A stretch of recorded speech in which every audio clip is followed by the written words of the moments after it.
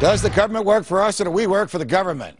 If borrowing and spending money that we don't have and fighting wars of imperialism and killing babies in the womb make all of us weaker, poorer, or dead, why do we permit them?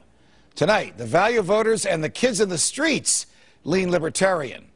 The Value Voters Summit usually draws the most socially conservative folks in the country.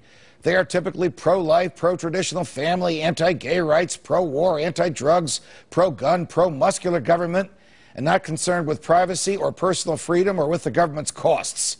They were part of the coalition of Christian conservatives who voted for George W. Bush both times he ran for president. They supported his Patriot Act and its assaults on constitutionally guaranteed freedom. And they supported his wars, which he paid for by borrowing $1 trillion.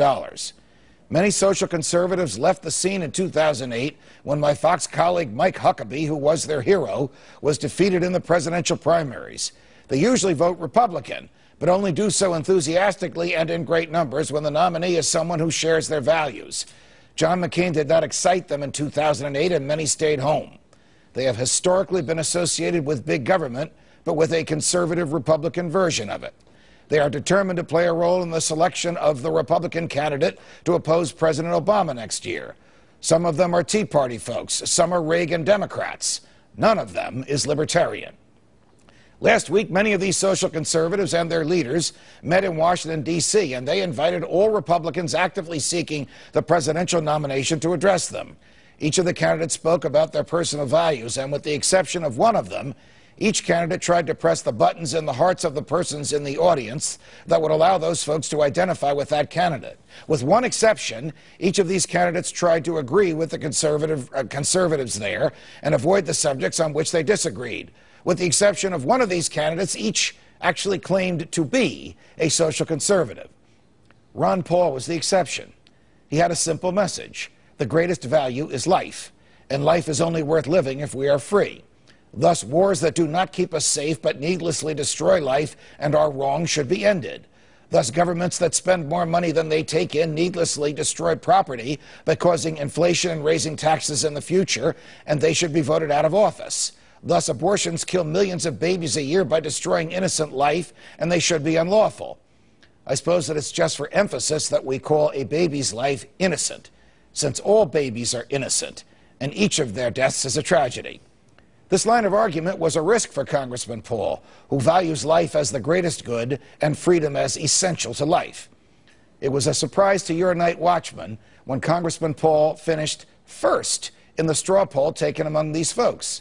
This is a crowd that has not hesitated to use the engines of government to bend folks to their will. And now nearly 40% of them are saying that Ron Paul is their guy. And this happened along with the following phenomena.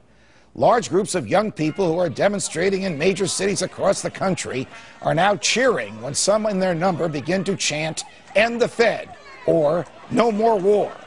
They've begun to recognize that, as evil as it was for the federal government to give money to bail out the government's friends and banks and other big businesses, it was the Federal Reserve, the only entity in the land that can lawfully print and give away cash, that enabled all this to happen.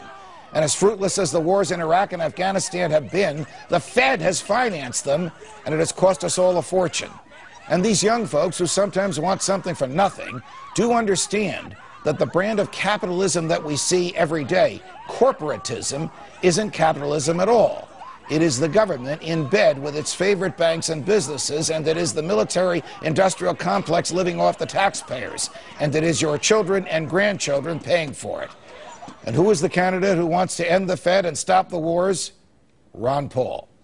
So if social conservatives now recognize that we need a game changer, as well as young folks do so as well, can Republican primary voters be very far behind? One can hope so. From New York, defending freedom every night of the week. So long.